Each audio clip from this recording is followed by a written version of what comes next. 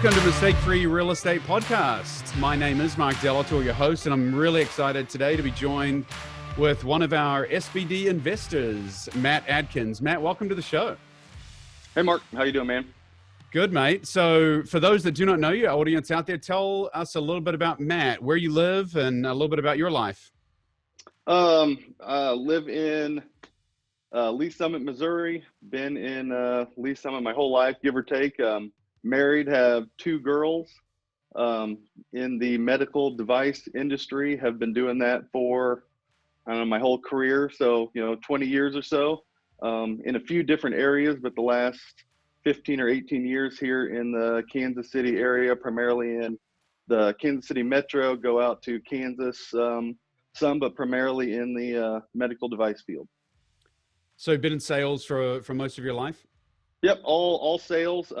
Started dabbling in the real estate stuff over the last few years. Have been looking at it for quite a while before that, and took the plunge maybe 3 years ago, and have acquired a few properties since then, and haven't looked back. It's been good. Yeah, so let's delve into that. I mean, most people, have the stock market. It's an easy option, right? When you started a new job, you fill out the 401k paperwork, and all of a sudden the company's matching you, and you're like, okay, I just can see that building up, and then all of a sudden COVID hits, and you take a big haircut, and you start realizing, man, are there other options? Tell me about the last cycle, which for you and I was, for everyone was around 12 years ago. So probably sometime around the age you were around 30, probably, had a decent chunk in the market at that time. How did that affect you and your outlook on life when you saw in 2008 with the big GFC that the stock market just took a plunge? Well, maybe we should go back a little bit. I mean, with my sales job, my medical device deal, I've never been a corporate employee, always been kind of a sole provider, independent contractor, 1099 guy. So no 401k, no company match kind of deal. So always done it on our own. Okay. So, goods and bads, started off probably too late doing it all, but, have to be responsible for putting all the money in the stock market and doing your own savings, and no corporate help, anything like that, just doing it on your own. So the GFC, what thoughts and did it impact you back in 2008? Are you still working at the job that you were at then, or how did that impact you back in the day? Yeah, it did. We were putting our standard, getting money in when we had good years, and, not much when we didn't have good years. And, it did take a pretty significant hit when everything crashed back then. And yeah, it was a pretty big eye opener that we needed to diversify, have some other sources of income out there, have some other cash flow options. And, and I had always looked at, been listening to things and reading on things that, it's always good to have, other sources of income coming in, and other investment options out there. And I talked to a lot of physicians and a lot of the other guys that I work with that are investing in different things. So always just kind of looking at other options out there. But yeah, the stock market just always was a steady something we put in every month. And yeah, it took a big hit then and built it back up a little bit, but we were always looking for other options to help build wealth over the long haul that wasn't just the stock market. So you mentioned Rich Dad Poor Dad. That was actually a book that influenced me heavily. I read it back in 2000. My uncle gave me the book when I was getting my MBA at UMKC, and subsequently I've never really had a real job. I just always felt like it was kind of pointing me in the right direction of investing money into real estate. How did it impact you, and what light bulb went off when you read that book? Oh yeah, I'd always listen to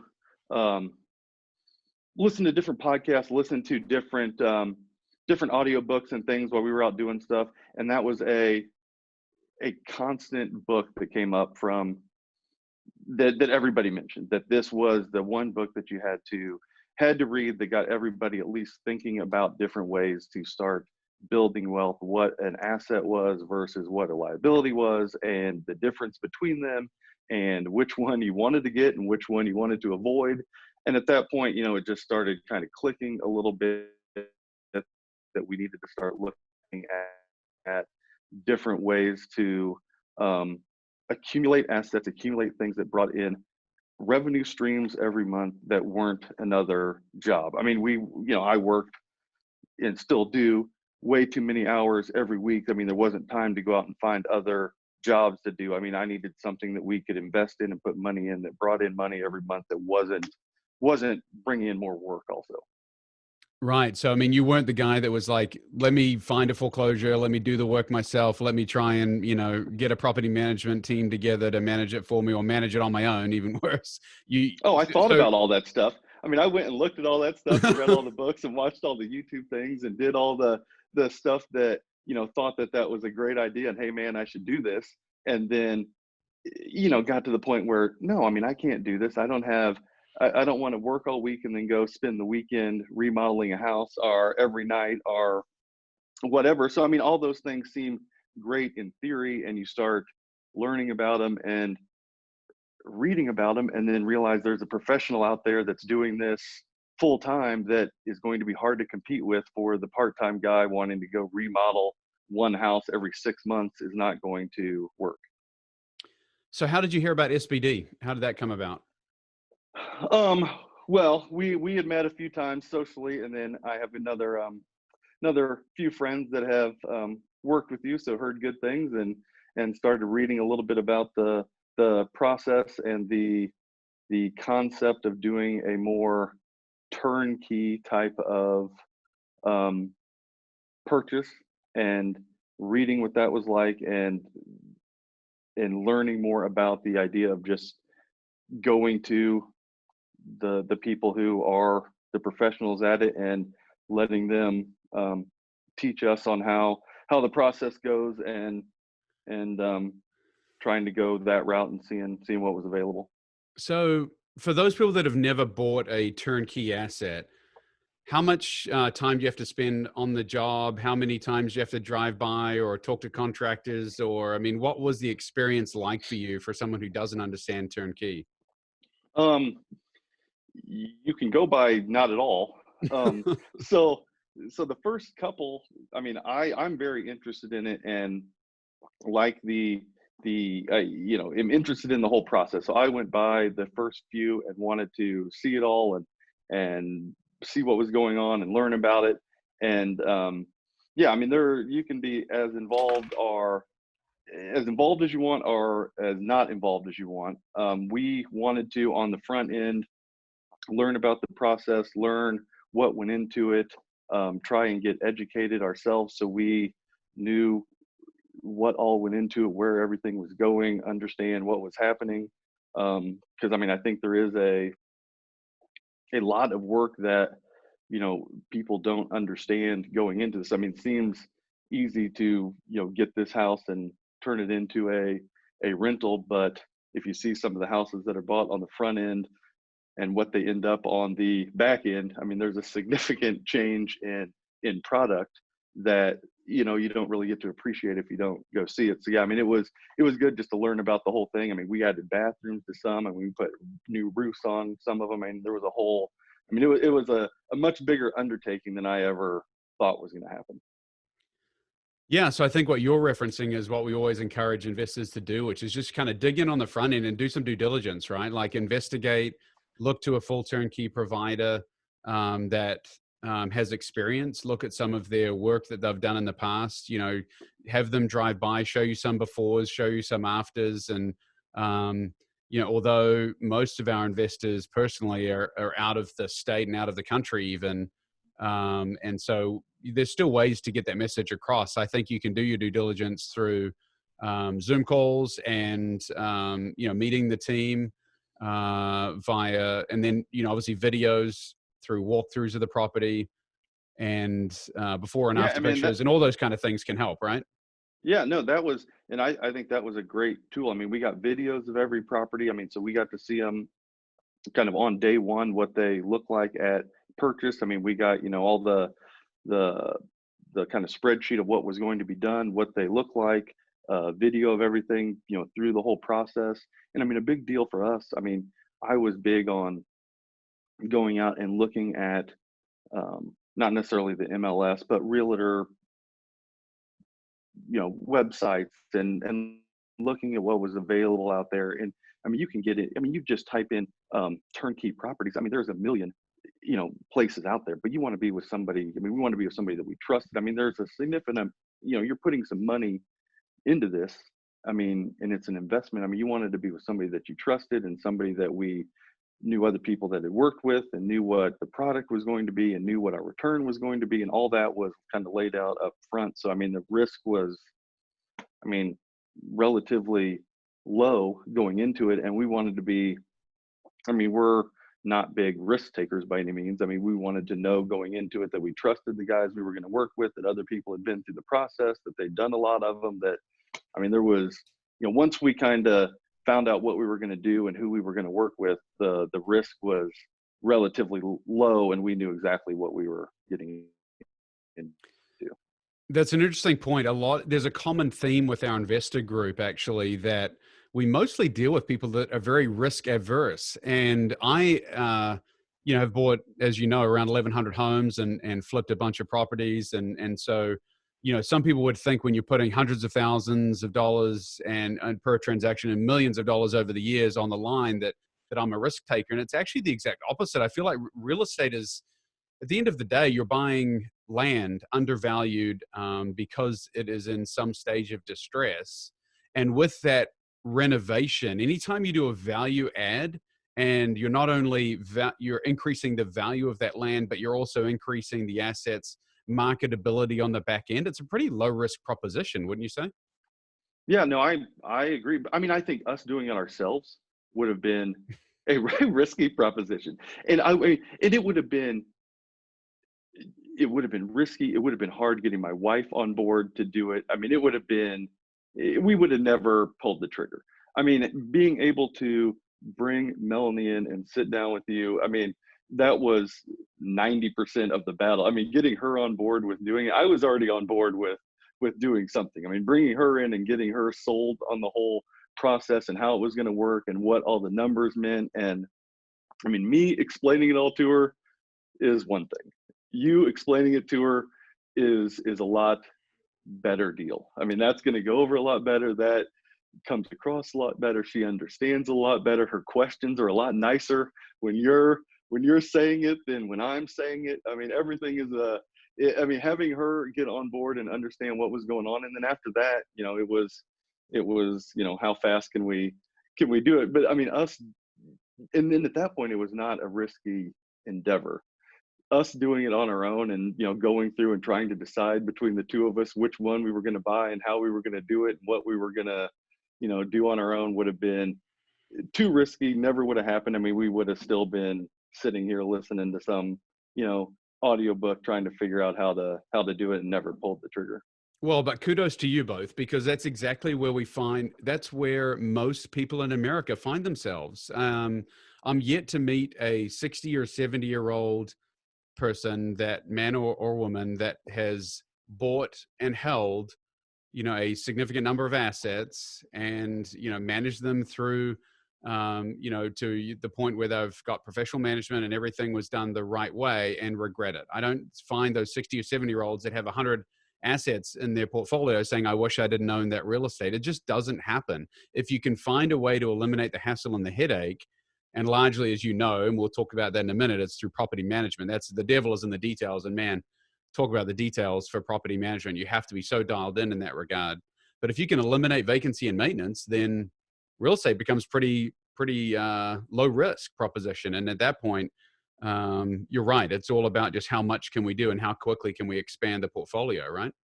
Yeah, I mean, because that was the other thing. I mean, when we were looking at it, we talked, we were looking at inner city properties and, different areas than we ended up going with. And I mean, after talking to you, it was a very dialed in, here's our area, here's our comfort zone, here's where we're experts at, this is the low risk zone. And I mean, it all just made sense, and everything has made sense on paper, has worked out fine. We haven't had any issues.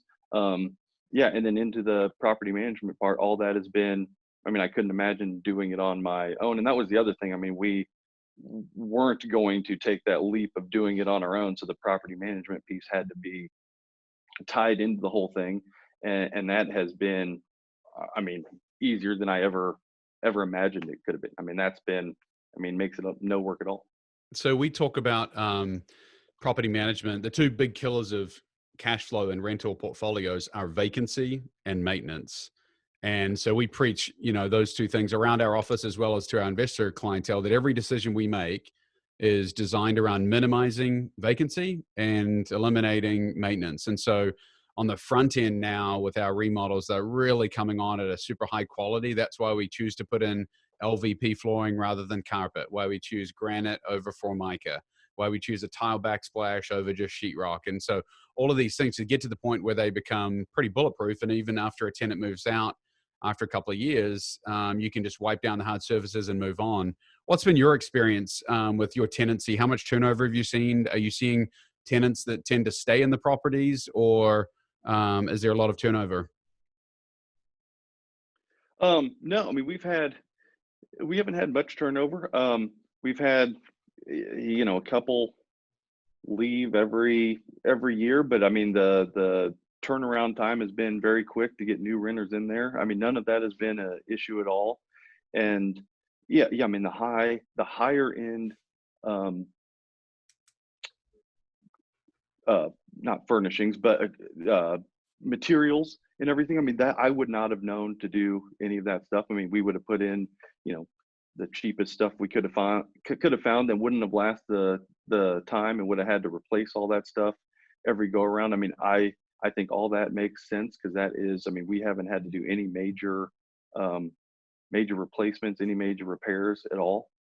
And I think the COVID time, I mean, March really was eye opener for the benefit of having the property management team in place. I mean, I could not imagine doing it on your own and not having the properly vetted tenant, and not having the team that can reach out to every tenant and make sure that, they're in a comfortable place and are going to be able to pay and are going to be able to um, keep up with everything, and then are on top of all the laws and regulations and everything that's constantly changing. I mean, without a property management team, I mean, it becomes a job which we A were not burden. looking to, yeah, which we were not looking to take on. I mean, Yeah. having the property management team and going through that time, I mean, it was clearly a no-brainer that you have to have it.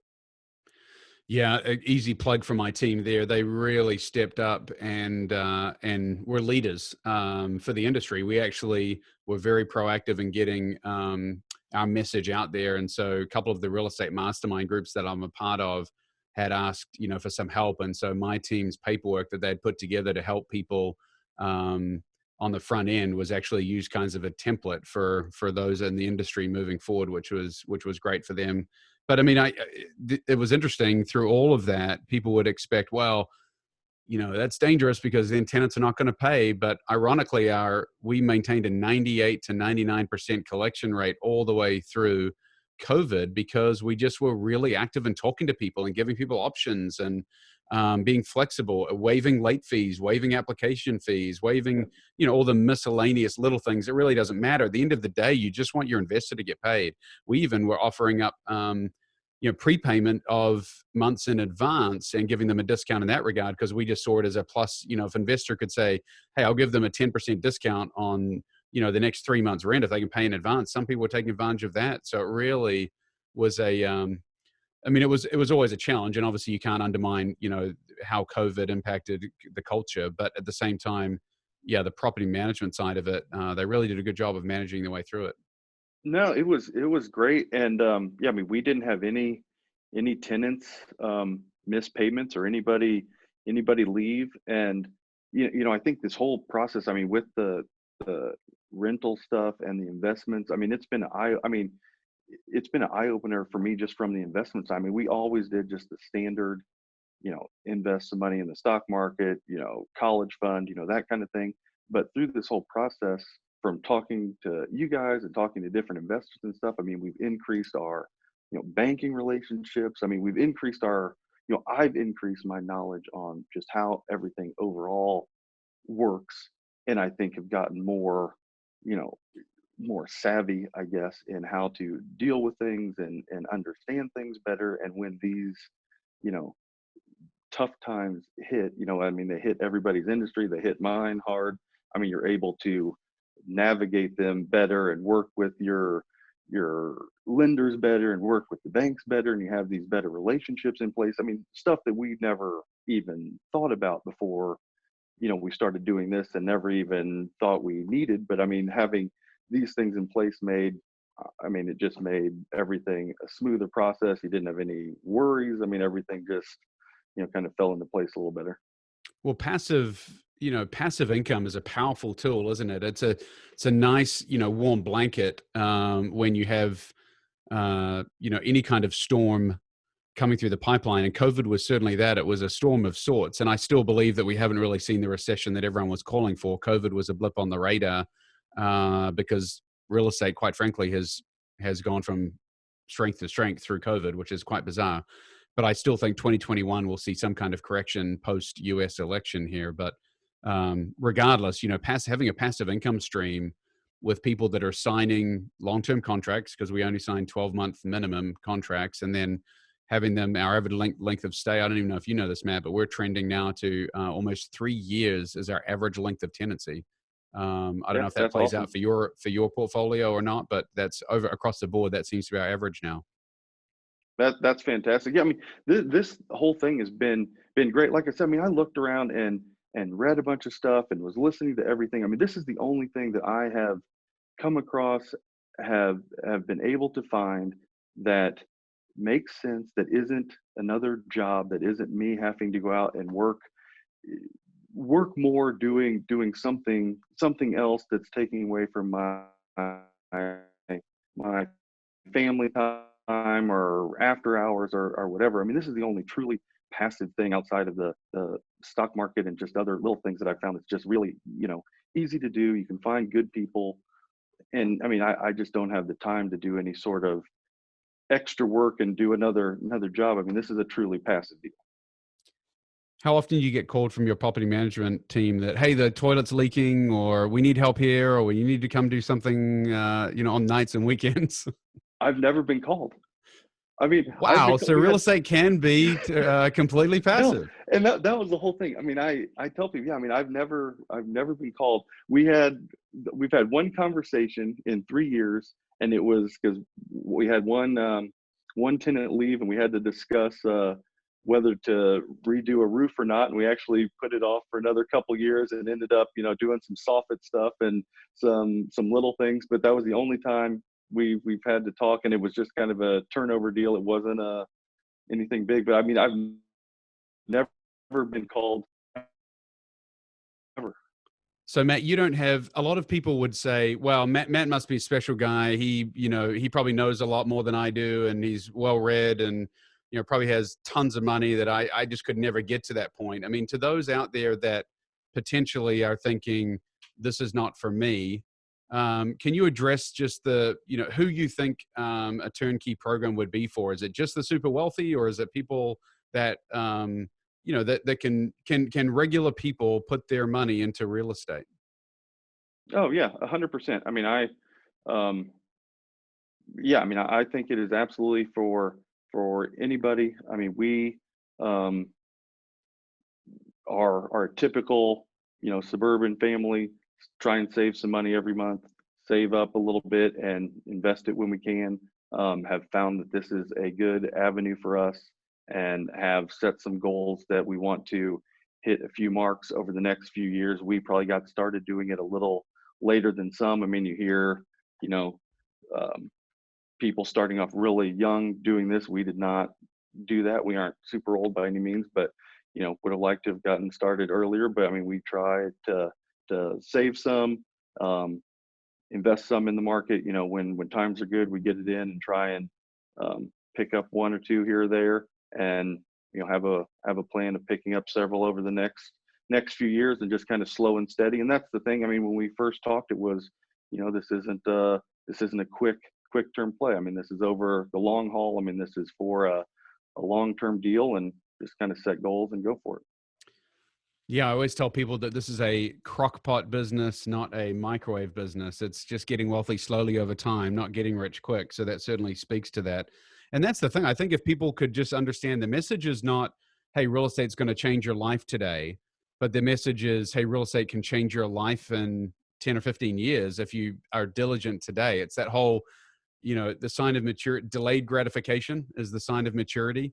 But I think, most people, when I ask this next question, are pretty pointed. But, if you could go back and talk to your younger self when you were, say, 25 years old, what would you tell them to accelerate where you are currently financially? Oh, I mean, I would have started saving more. I would have started investing more in property then. I mean, especially with appreciation, with you know our my job of an independent contractor and taxes and that, I mean, we didn't even get into the tax benefit and depreciation and all that kind of good stuff with all of these. I mean, there's a world of benefit to doing these with just doing one a year, two a year, one every 2 years. I mean, it still all adds up over the long haul to a I mean, in our numbers, having a handful of these paid off at 60 or 65 or whatever, with that money coming in, ridiculously increases your retirement amount. I Hmm. mean, it makes a huge amount of difference. And if you could have started 20 years ago, it would have, I mean, blown it up. So yeah, I mean, I would have gone back and just looked at picking up a handful of these, every couple of years, and it would have changed everything. I know you have two beautiful young girls. Do you talk to, has knowing what you know now, has it changed the way you talk to them? I know they're still young, but do you talk to them about what you're doing in real estate at all? Yeah, I mean, they've been around, they've seen them, talked to them about what we're doing. They've been in a couple of them. Yeah, I mean, they understand the process, understand um, what our goals are, what we're trying to achieve, and try and teach them a little bit about assets and cash flow and that kind of thing. But yeah, I mean, they definitely understand that we're doing it, and what we're trying to accomplish with saving a little bit and trying to get a few more of these. So yeah, we try and talk to them as much as we can. That's awesome because I do believe that that's one of the big things. And that's kind of one of my passions is changing family trees. I feel like the public school system certainly, and for the most, I would even say private schools, but just schooling in general does a pretty poor job of explaining real financial legacy wealth management. I think even some basics of is an interest rate being high a good thing or a bad thing? Well, it depends if you're the borrower or the lender, Right. and so when can credit cards be used for good and for bad? And what's an asset versus a liability? Is a boat an asset or a liability? Well, if you're going to rent it out, then maybe it's an asset, but most of the time it's a liability. You can definitely, but it's same thing with a house. The house you live in is certainly a liability. But when you start buying passive income generating properties like you've done, man, that passive income adds up pretty quickly. Yeah, completely agree. I mean, that's kind of, we'll see if we pull it off. One of my goals for this COVID school year, while they'll be home a little bit, is to try and get them to read a little more books. I mean, we're trying to come up with a little reading list for them. See if we can get them on some stuff that may help with a few of these things. While we've got a little bit of their attention at home. That's awesome. Well, I'd be happy to throw in. I don't know if I just finished a book called Mistake Free Real Estate. I'd be happy to get you a copy here. See if the girls could read that one because that talks all about that passive investor's guide to winning with rental property. Hey, that'd be great. I actually saw that. Congratulations. Oh, thanks. Yeah, no, I think it's a very easy read. Your girls would fully comprehend it. Might be a good one, good jumping off point, at least to start that discussion. So I'll get one in the Yeah, mail to no, you. that'd be awesome, man. Awesome. Hey, well, Matt, hey, thanks again. This has been awesome. I think, really appreciate you coming on board. Just to reiterate, such a nice, humble guy. Have certainly enjoyed working with you and your wife through this process. And I think you're just testament that anyone that puts their mind to it can certainly jump in and start winning with rentals. Yeah, no, I completely agree. We thank you for everything. I mean, it's been a great process. And yeah, I mean, I mean, that's the whole thing. I mean, just getting started. I mean, if it wasn't for I think finding your company and your process. I mean, we'd still be watching YouTube videos and listening to podcasts and thinking about doing it and how do we pull the trigger, but not pulling the trigger. Well, as we like to say, you don't get rich from what you earn, you get rich from what you own. So sometimes you have to get off the can and start owning some assets, right? Hey, that's right. Hey, thanks so much again for your time. Thanks, man. See you later. You're listening to Mistake-Free Real Estate Radio, the authority in passive real estate investing. No late-night calls, no clogged drains, no tenant nightmares. Take the passive investor's approach to real estate investing and trust a turnkey professional. Learn more at mistakefreerealestate.com. Until next time, remember, you don't get rich from what you earn, you get rich from what you own.